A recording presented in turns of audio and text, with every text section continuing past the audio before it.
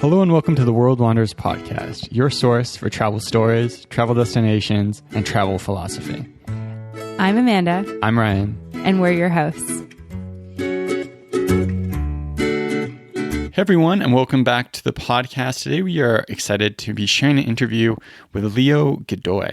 Leo is a longtime listener of the podcast, and it was really fun to chat with him because he went on what would be kind of a classic awesome trip, but at such an interesting time. So we're actually talking to Leo about road tripping through Australia at the start of this year. So going through a time period right around some of the large bushfires in Australia and the start of the global pandemic. Yeah, and so on this episode of the show, we go through why Leo and his friends decided to take a trip over to Australia, what they decided to do there, why they decided to rent a van and drive through the country. And then we also talk about his experience doing that. And something that was really fun about doing this is that if you remember way back, Ryan and I actually drove through the coast of Australia in a van back in 2011 on our first big backpacking trip. And so it was really fun to talk with Leo and see what he did compared to what we did, what his experience was like, how things have changed around traveling Australia in a van, and so much more. So we hope that you enjoy this episode of the show. And without further ado, here is Leo. Welcome to the podcast today, Leo. We're super excited to have you here with us. Definitely. Thank you guys for having me. Yeah, absolutely. We're excited to be chatting with you and getting to hear your story a little bit more. And first question for you is, where are you joining us from today? Right now, I am joining you guys from Washington, D.C. Amazing. I'm sure your weather is much better than ours here in Alberta, Canada. So send us some sunshine and some blooming flowers, please. And so we're super excited to chat with you about your, last trip that you took before, I guess kind of even a little bit during the pandemic, which you can tell us a bit more about. But we would love to hear your travel story. Like, how did you first get into travel and what inspired you to start traveling? So what inspired me to start traveling, my first experience leaving the country, leaving the US, was going to Barcelona when I was 23. And that was study abroad thing. And so that, even before that, I knew I loved traveling, I loved other cultures. I originally speak Spanish as well. My parents are from El Salvador.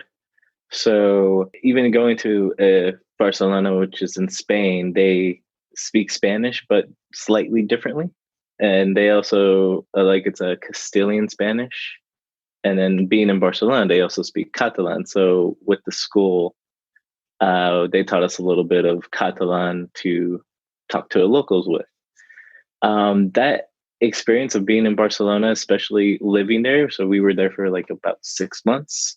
So it was definitely fun to immerse oneself there. Yeah. We've talked about that before, about how being able to spend something like 6 months in one place it's so cool to be able to do that. And obviously it's challenging for a lot of people don't have that opportunity, but when you can, because you're able to build that depth and that connection with a place, and you get to find all your favorite places, you get to try stuff because you're there for a while and you don't necessarily feel that pressure to only go to really popular, well-known places. You're like, oh, I'll try eat at this random place over here or that place over there. But you also have that time crunch of knowing oh, hey, in 6 months I'm going home. And so you've got to get out every weekend and do something interesting.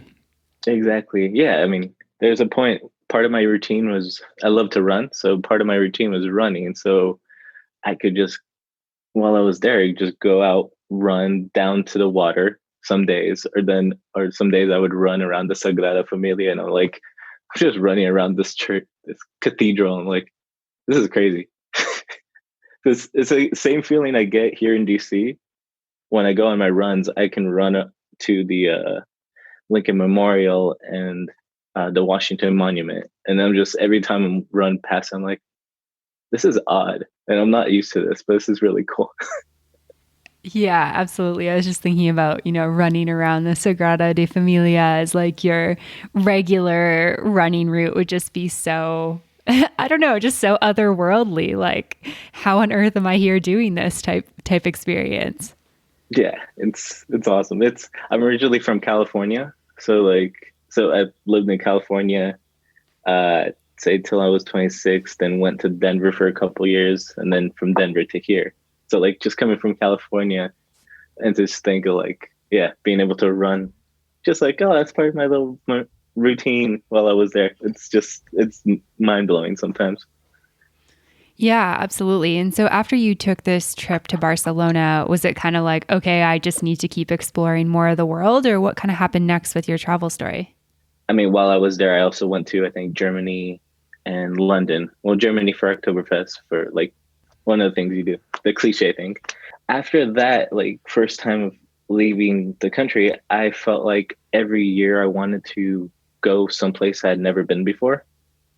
So I kind of made it like a staple for myself to like, I need to go somewhere new and experience a different culture other than mine at least once a year.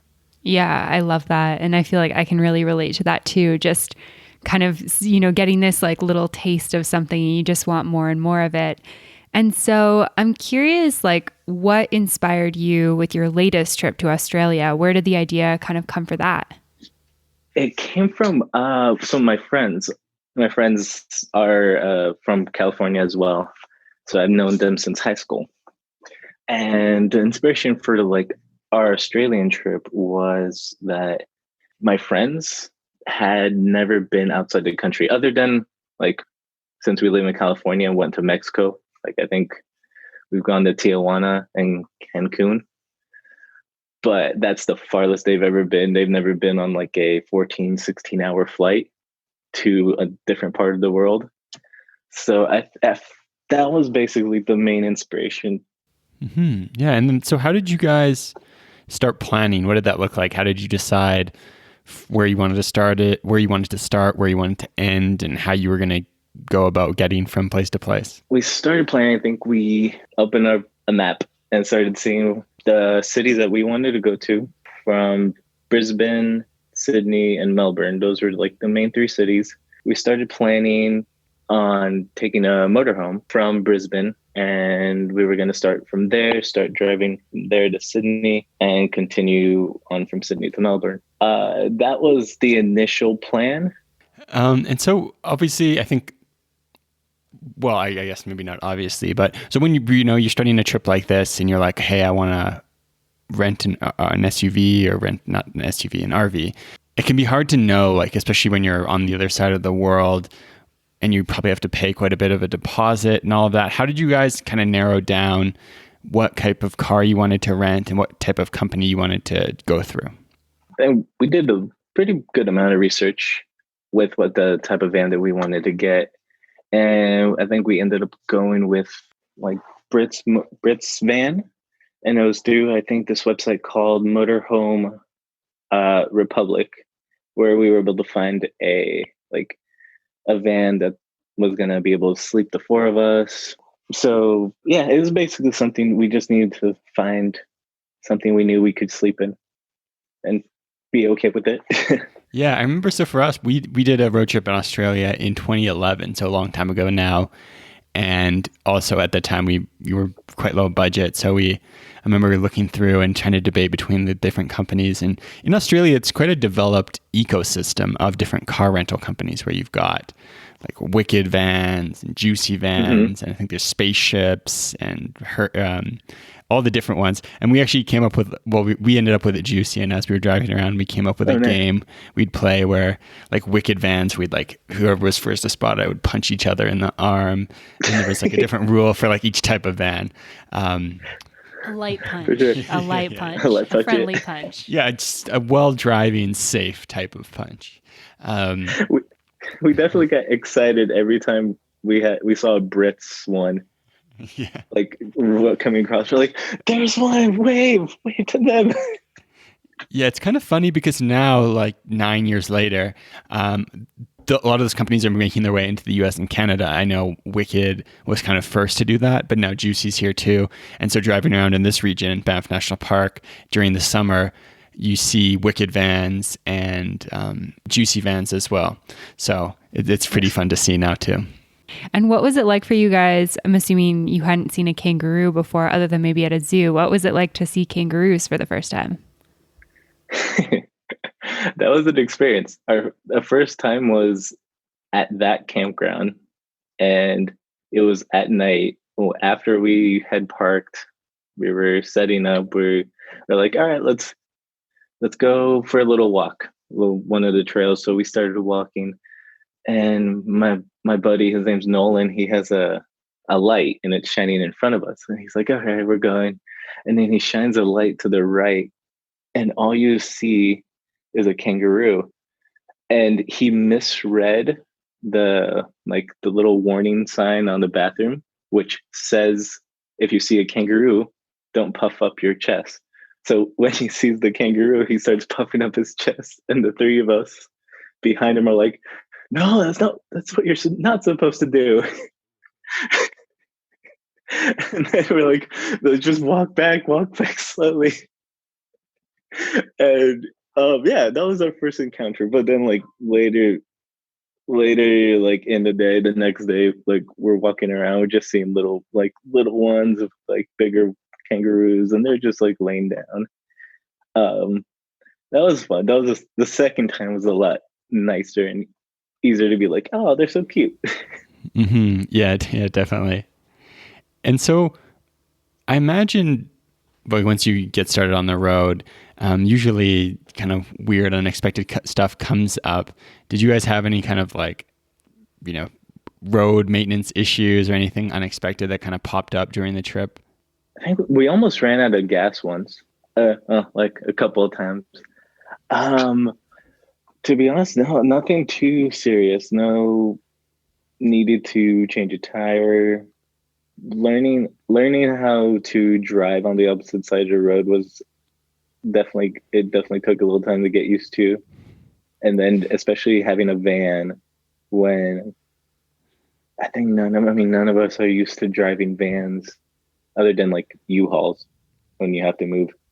But like gauging how much like gas is needed and how much like time you have between spots, especially like sometimes when you're driving, you don't know how long this road is going to go until you find another like rest stop or gas station. And those were the only few times where like we had to like think like, okay, we gotta like make sure we don't get stranded somewhere. Yeah, it's funny you mentioned about learning to drive on the other side of the road. I think both of us kind of assumed there was going to be more of like a process, probably wrongly. I don't know why you would assume that, but like, we picked up our rental car from downtown Melbourne, and they're like, here are the keys. And we're like, okay, cool. And then we're like downtown Melbourne and trying to figure out how to drive on the other side. Okay. And there's some like weird traffic things. Obviously, there's a lot more roundabouts there, but also there's some like left turns where they put the left turn lane to the right, and then you go on a different green and stuff. So definitely an adjustment. Oh, yeah. Definitely had a few. I don't know if you guys had any of these where you're almost enter a roundabout to the right, and then you're like, oh wait, no, going to the left now. Not with the roundabout, but definitely on like, I think, what was it, like right hand turns, like taking it too much to the right when you're like supposed to stay left. I'm like, oh no, I'm going on the wrong way. Definitely funny on the return back into the States. So like even there, right, the signal lights and the wipers are switched too. So for the longest time, like when we came back from Australia, I felt like when I was driving, I'm like, I kept hitting like the signals when I wanted to do the wipers, or like the wipers when I wanted to do the signals. I'm like, no, I was like driving so much out there. It's funny. It's weird. You'd expect like you'd switch back easier than you switched to driving on the other side. You'd think you'd switch back because you've been used to it your whole life. But I found it like it was almost the exact same. Like your brain just rewires so quickly because it's all the same, just opposite. Yeah, I definitely had the same thing of like turning on the windshield wipers or turning. One time when we first got back and I got like back into my car, I turned left out of something, like I was making a right turn. So I turned left into like what would be opposing traffic, but there wasn't anybody there. And then I was like, oh, right, other side of the road. Your brain's going to adjust for a second, like, oh, wait a minute. this isn't Yeah. right. Yeah, I did the same thing too with my windshield wipers. Like, sent my windshield wipers going when I was trying to signal, and it's just like I did it too in the car that, you know, we still have and that I've had since I was like 18 years old. So it was such a weird experience to be like, I know this car, I've driven here my whole life, like why am I doing this? Yet my brain had like been fully programmed over to driving on the left side of the road. It was so weird. I was just going to ask, so like when you think about kind of trip as a whole, what stands out is kind of the highlight experiences and the highlight places. Well, there's a few places we went to. I think, of course, like the Sydney Opera House on TV or during New Year's celebrations. So like being able to see that was like really great. But we were also able to go to Blue Mountain National Park, and that's just like a beautiful just landscape of green and mountains. There's like a rock formation called the Three Sisters, which had like three little rock etches like sticking out of the ground, which is really cool.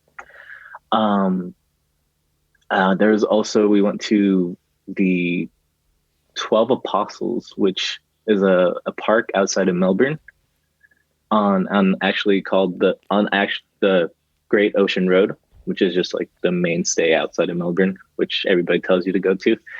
And I don't know if you guys have ever been to Ireland and gone to the Cliffs of Moher. Mm-hmm. Yeah, we have. But the 12 Apostles, it felt like the cliffs, but just on a pristine like beach with like blue, like light blue ocean surrounding it. That's like a really beautiful like spot that we were able to go to and just see. That was definitely like highlights to definitely go like see, and beautiful like landscapes to see. But one thing that stood out to me on the trip was when we were driving through from Sydney to Melbourne, and when we actually drove through the areas that had been burned down because of the fires. We stopped on the like side of the road to kind of just like check out some of the areas that were burned, because, you know, as you're driving, you're like, you see like black trunks and like black almost everything, but you do see like green on those black trunks. So we ended up pulling over and stopping and seeing what's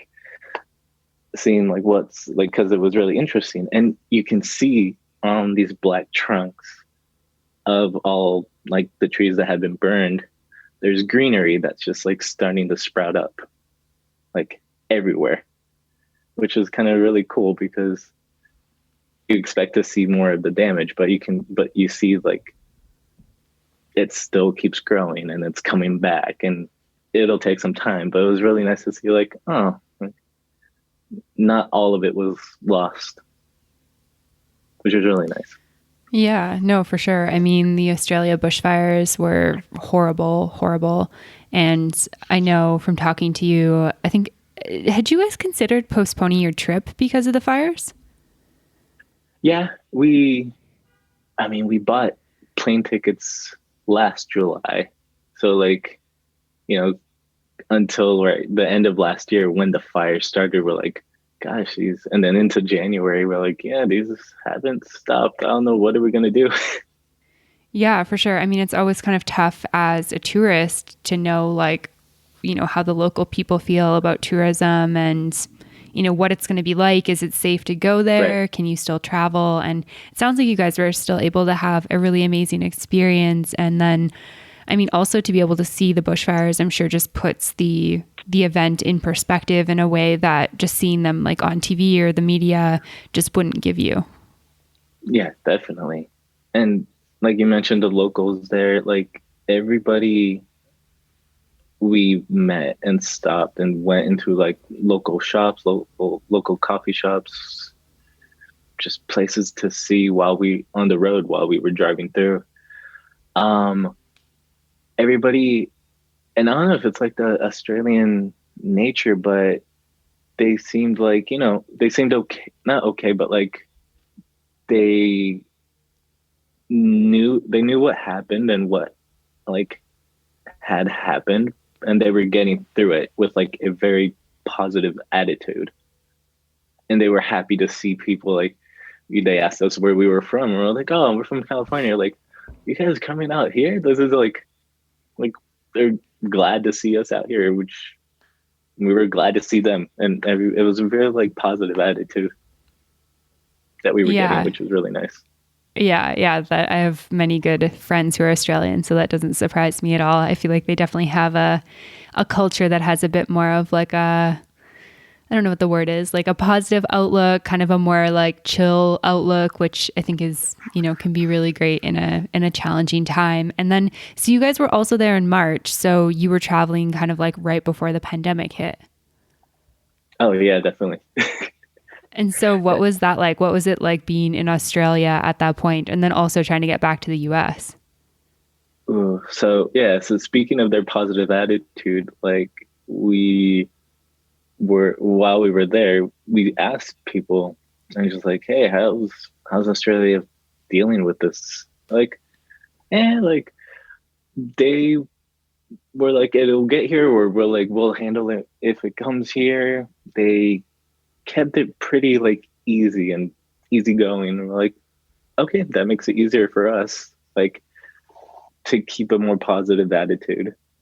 While like back in the States, we were getting messages and emails from parents and friends saying like, it's getting really bad here in California and Los Angeles. And we're like, oh, like I hope you guys are staying safe. I mean, it felt like two different worlds, really, like in Australia compared to like Los Angeles. Yeah, and did you guys end up having to change any plans to go back sooner, or what was kind of happening towards the end of your trip as you were preparing to go back? We were looking into it, but ultimately we didn't have to change any of our plans to get back into the States. Just because Australia hadn't closed off any of the airports or any travel yet. And I think at that time, Los Angeles and like the United States, they had already like closed off Europe and China, I think, but they didn't close off anything else. So I think we got lucky on that note, because I think 2 days after we left, I think we left on the 18th of March, and I think on the 20th of March or something like that, Australia had suspended flights going in and out of Australia. So I think we got really lucky too. Yeah, I might have been doing this interview with you from Australia if you hadn't got out.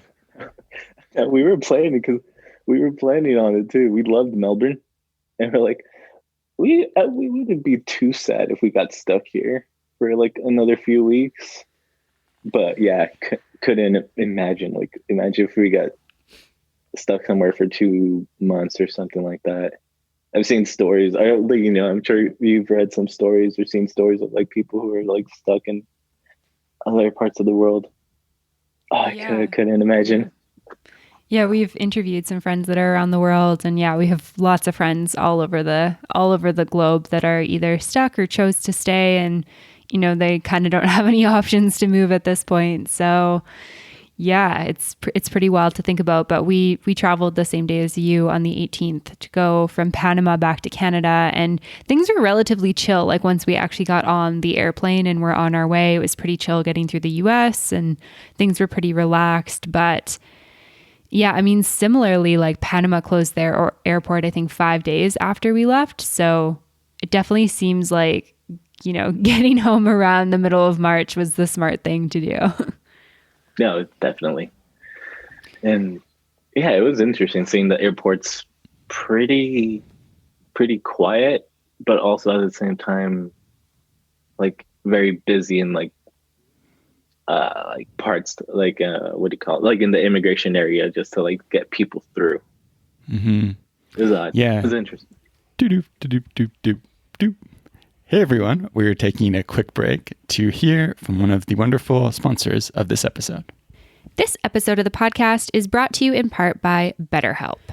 BetterHelp is the world's largest counseling service, and it's 100% online. They have professional, licensed, and vetted counselors that you can trust. One of the reasons that we love BetterHelp is that we can meet with the same counselors anywhere in the world. Over the last few months, it's been super helpful to be able to meet with a counselor regularly and a schedule that works for me from the comfort of my home to talk about my career, my goals for the next year, and some of the time management struggles that I've been having during COVID-19.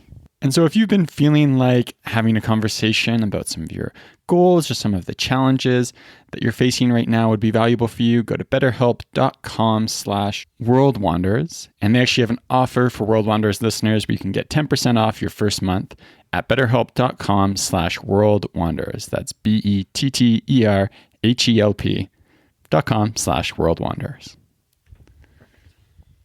Doop. Yeah, we felt the same way on our flight home of like, you're flying, which as during a pandemic, you're like, I don't feel like super great about this, but I want to get home. And the airport, like some areas are dead because there's less flights, but the areas where there are flights are still like quite busy. So you feel kind of nervous about that.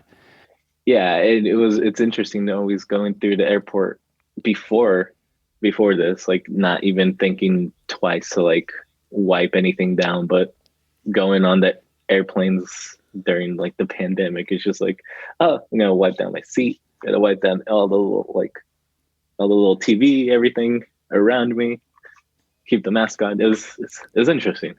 Yeah, it's funny because you go in and it changes your whole mentality of like being in this airport, which is such like a germ pit, but I've never really thought about it. Like I'll have no problem, sitting on the ground if there's no seat available, or like you're touching the armrest on your chair and then you're eating a sandwich and you're not worried about like cleaning your hands in between. I don't know if I'm ever going to be able to go back to like doing, because you'd be like walk through the whole airport, do security, you're taking your shoes on and off, and then you get like food on the plane, you don't wash your hands or something. It's crazy. Yeah, I can remember like the difference between when we flew to Australia and then when we flew back. Like I forgot how much I like touch things while I'm on the airplane. Like I'm just touching every little thing around me. And then when we came back, I'm like, oh, God, like I can't touch anything. I'm just gonna keep my hands in my pocket. They're fine there. Mm-hmm. And so I want to dive into some kind of like practical stuff for anyone who is thinking about a trip like that in the future. And so I guess the first place to start would be if you were talking to someone who's like, oh, I've really been excited about the idea of going to Australia. I'm not sure if I want to do a road trip or just kind of visit a couple cities and like take buses or flights. Would you recommend people road trips, or kind of what would your thoughts be if someone was asking you that? I would definitely suggest a road trip. You have more freedom than you would have if you just flew from city to city. And you also have the chance to see parts of the country that you wouldn't normally see if you would fly from city to city. Just the experience of being able to get in a car, or not just a van, but like even get in a car and start driving through small towns of Australia. You really get to see Australia for what it is. You get to see the local people because you're driving through towns that are not, like, for lack of a better term, like infested with tourists. So, I would definitely give my 2 cents and say yes. It's so much better to drive from rather than flying, because you get to see it's more of the country's definitely. culture. Yeah, and there's so many interesting places you can go, and you can make kind of snap decisions, which I think is great. Like when we were there, we were able to, meet up with some friends in different places, and then they recommend things, and we'd go check those places out. And so it kind of gives you a lot more flexibility.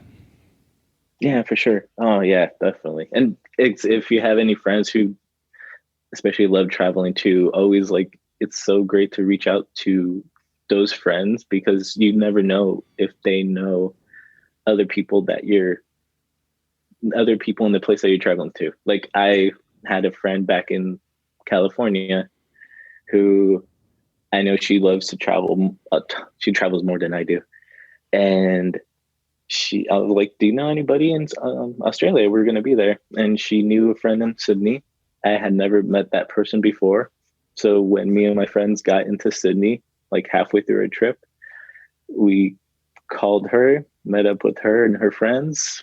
We spent, I think, just a night like out by the Sydney Opera House, just like at a bar, eating some good food, talking with them, asking them about like Australia and Sydney and what they like to do. And that's just like the most fun and genuine like way of connecting with somebody, because somebody you never knew.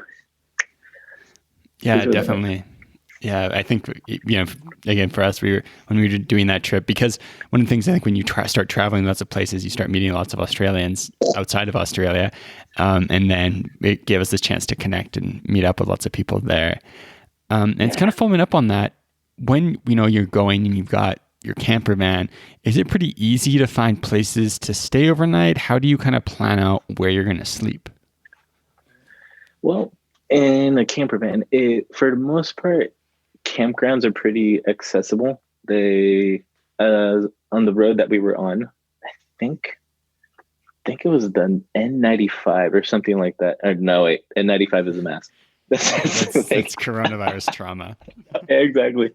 See what's happening. Um, it's the road is the M1. So the M1, I think it goes from Brisbane to Sydney. I think you can take that, or I think it changes to a different one, M31 to like Melbourne. Um, but along that road, it's pretty easy and accessible to find different campgrounds along the way. Um, for the most part, we were able to stay at campgrounds, and there was no late check-in, so you can kind of show up at night if you wanted to. Only one night where we were able to kind of just like pull over on the side, or like not the highway, but like get off the road and just pull over on the side and just be able to sleep on there. So that's, I think, Australia and most places, but I think Australia is a good place to like allow you to sleep wherever you want to, as long as you're not disturbing anybody around you. Yeah, we definitely found the same thing too when we were there. And I'm not sure, things have probably changed a lot over the last 9 years, but we had actually purchased a kind of like a camping book. And I'm sure you could find all of this digitally now, but it kind of showed us like places where you could stay for free and pullouts where you were kind of welcome to camp, like places that were kind of designed for truckers, but that, campers were welcome as long as you weren't making like fires, etc.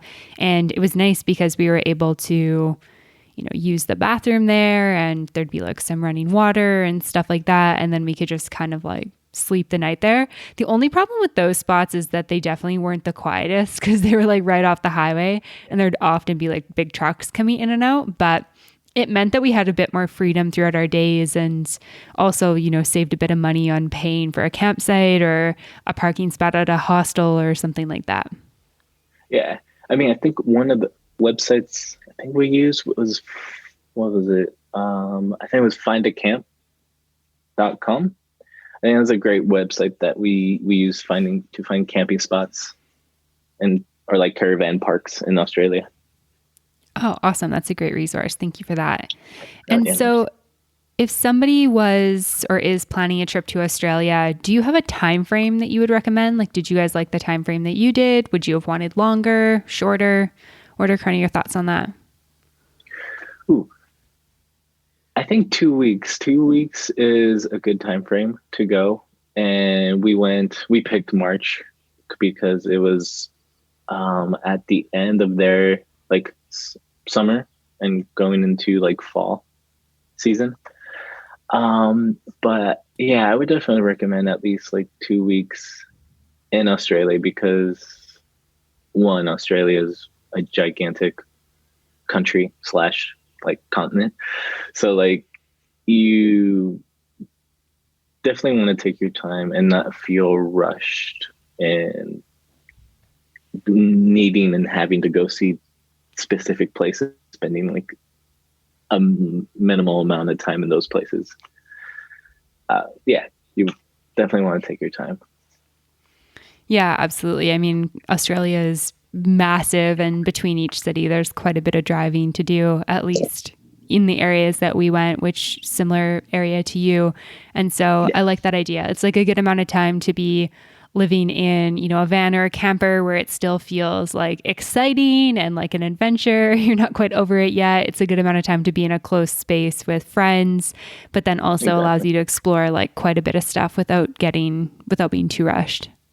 Yeah, definitely. I would definitely recommend also going with friends as much as like, I think going with as a couple would be fun. I think being able to switch off between not just like two people, but four people is, it makes those long drives like a little bit easier. There's definitely times where like I didn't have to drive and my friends are driving. And I'm like, oh, okay, I can just like sleep in the back and not like have to worry about anything. Yeah, definitely. And it's tough when there's just two of you but one person's driving and getting tired and the other person might just be tired from them just driving, or if you are energized and the other person's not because they've been driving forever. Definitely could be more fun if there's more people. All right, Leo. So thanks so much for taking the time to talk with us. If people want to go read more about your adventures and find out more about you, where should they go online to do that? Well, I do have a website. It's called lifelonglove.com. So I've written a blog on there about like our road trip and some tips. So anybody and everybody is more than welcome to go on there and check it out. Amazing. Thank you so much for taking the time to chat with us today. It's been awesome getting to hear more about your stories, and we're glad that you made it home safe and sound, and hope that you're staying safe and healthy during this craziness right now. Yeah, thank you guys. You too. Yeah, thank you guys for having me.